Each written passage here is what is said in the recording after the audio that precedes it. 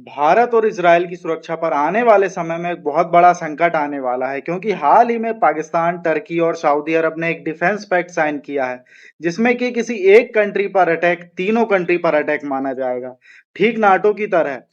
तो आप इसे इस्लामिक नाटो भी कह सकते हैं। इन तीनों देशों के लिए यह बहुत ही फायदे का सौदा है क्योंकि सऊदी के पास पैसे की कोई कमी नहीं है, लेकिन सिक्योरिटी पर यह पूरी तरह से अमेरिका पर डिपेंडेंट है। टर्की हाल ही में एक बड़ा ड्रोन मैन्युफैक्चरर और मिलिट्री इक्विपमेंट का सप्लायर बनकर उभरा है। और पाकिस्तान के पास एक प्रोफेशनल आर्मी और न्यूक्लियर बॉम्ब तो है, लेकिन पैसे के लिए इसे दर दर कटोरा लेकर भटकना पड़ता है। भारत के लिए ये चिंता का विषय इसलिए है क्योंकि पाकिस्तानी आर्मी सऊदी के पैसे और टर्की के इक्विपमेंट से खुद को बहुत तेजी से मॉडर्नाइज करेगी। इसके बाद उसके पैर जमीन पर नहीं टिकने वाले और ये वॉर लाइक सिचुएशन क्रिएट कर सकती है इंडिया के साथ।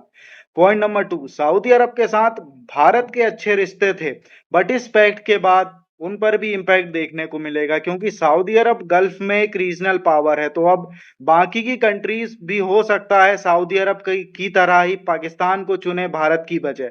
पॉइंट नंबर 3, भारत बहुत अधिक मात्रा में अभी भी गल्फ कंट्रीज से ऑयल पर डिपेंडेंट है, तो इस ऑयल ट्रेड पर भी इम्पैक्ट पड़ने वाला है।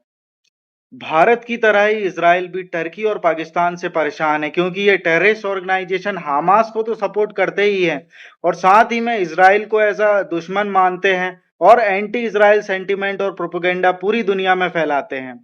तो इस पैक्ट की बाकी की डिटेल अभी सामने आना बाकी है कि ये मिलिट्री अलायंस है या सिर्फ पॉलिटिकल अलायंस। बट आपका इस पे क्या कहना है, कमेंट सेक्शन में बताओ।